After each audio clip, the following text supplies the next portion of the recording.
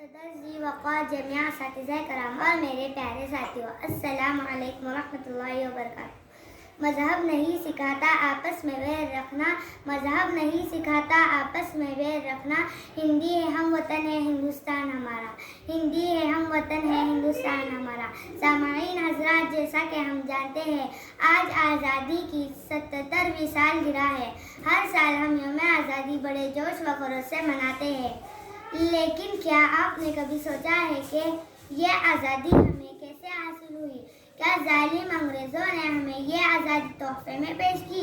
نہیں میرے بھائیوں، اس آزادی کے لیے ہمارے علماء کرام رہنمائے وطن نے کیا کیا تکالیفیں برداشت کی، کتنی صعوبتیں جھیلی، ان کا ہم اندازہ نہیں لگا سکتے۔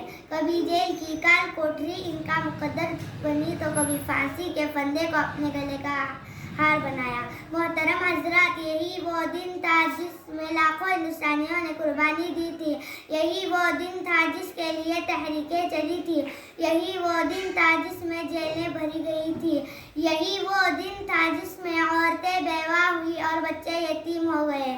یہ سب کس لیے؟ یہ سب صرف ہمارے ملک کے آزادی کے لیے، تاکہ آئندہ آنے والی نسلیں غلامی کی ظلمت سے نکل کر آزادی کی زندگی بسر کر سکے۔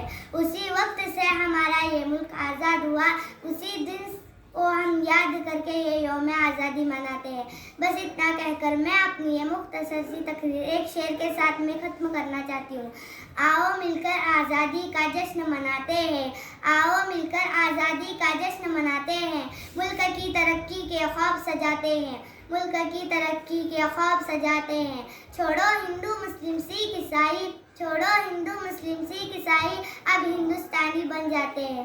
السلام علیکم ورحمۃ اللہ وبرکاتہ۔